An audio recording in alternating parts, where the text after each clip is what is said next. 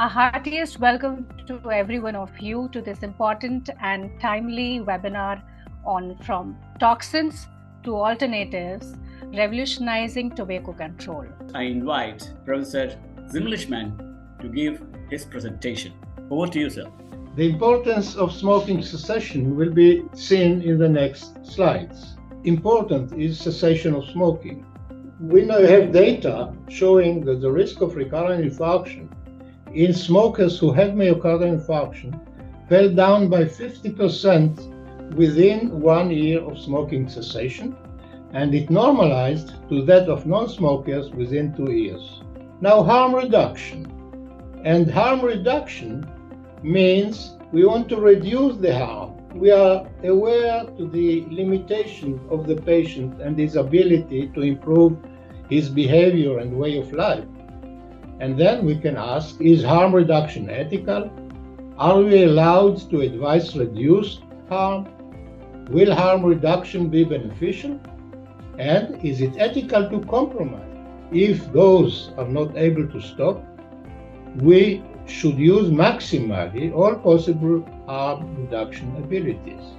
We need for that government adoption, support, research, implementation, and open mind to promote and adapt various harm reduction. In your presentation, you said that Sweden was highly successful for the past 20 years, through SNUS and other things. But we have another country in Europe, Hungary, which is very adamant and it is leading the graph. Why is this a difference? What difference did Sweden do compared to Hungary? In Sweden, they made more than 20 years ago, they made a brave decision. The government decided to fight smoking, and they approved the snus as an alternative according to recommendation of scientists. How can the medical community actively combat misinformation surrounding tobacco alternatives and ensure that the public receives accurate and evidence-based information? From 2000 onwards, the changes have not occurred. Whatever smoking cessation happened only up to 2000. After that, the level has gone. So we have not innovated in talking to people how to see what is the harm in this. So I say not awareness. The medical community has a role to play on a behavior change also.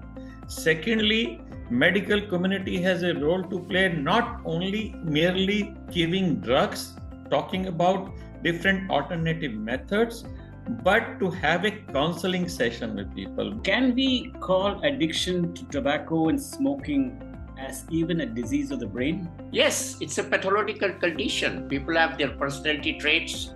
Unless you try to find out, as Dr. Seni said, counsel. In counseling, the person comes out and says, why does he drink? Why does he smoke?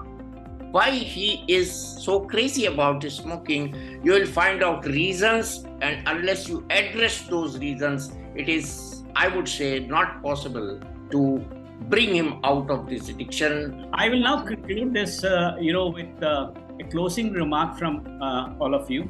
Professor Zimlichman, a statement from you. Okay, I think that I mentioned already that we have about 1 billion smokers in the world, and this number did not change for the last years. It probably is not going to change unless we have some action in this field. The approach now changes all over the world gradually. And now when he comes and he says, I am not able to stop smoking, okay, let's try harm reduction device. Yes, Dr. Wally. Yes, habits die hard, sir. And therefore, my view is to catch the children young when they are indulged in such habits, including smoking. Educate compulsorily at the school level because they listen to their teachers, their peers. Control their funding. They should not get a free hand to the money to buy all these stuff like cigarettes, alcohol and everything. And audit their daily routine. Yes, Dr. Sani. 1 billion people are smoking today, and in that 1 billion, maximum in India, China and Indonesia. So we have to do something on that. One, which everybody is saying and echo the same thing, catch them young. Since it is a large thing, as I said earlier also, no ban can do anything on this. It has to be a behavior change where government alone cannot do. We as a society, we as a medical community, we as NGO, all have to work together, which is an old saying, together we always win.